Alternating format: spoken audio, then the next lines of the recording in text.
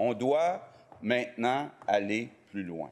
Une rare déclaration ministérielle de François Legault. Le temps est venu d'affirmer d'une manière claire l'existence constitutionnelle de la nation québécoise. On agit, on prend les choses en main. À moins d'un an des élections, son ministre de la Justice, Simon-Jolin Barrette, dote le Québec d'une première constitution québécoise, décrite comme la loi des lois. Nos lois vont être interprétées à la lumière de la Constitution québécoise qui va avoir primauté sur toutes les autres lois. Ça veut dire que de la façon dont nos lois sont interprétées, elles doivent l'être en fonction de la Constitution québécoise.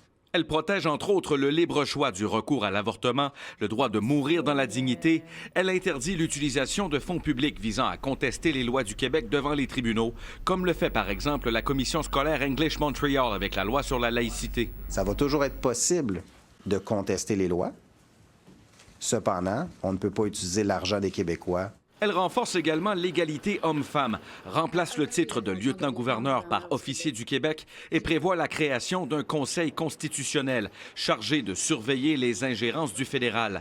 Le ministre modifie également la Constitution canadienne de 1867. Il y inclut la laïcité, le modèle d'intégration et la notion de droit civil du Québec. Nous donnons tous les outils à l'État québécois pour à la fois inscrire nos valeurs, inscrire comment est-ce qu'on veut que le droit soit interprété, renforcer nos institutions. C'est un objectif qui est transpartisan.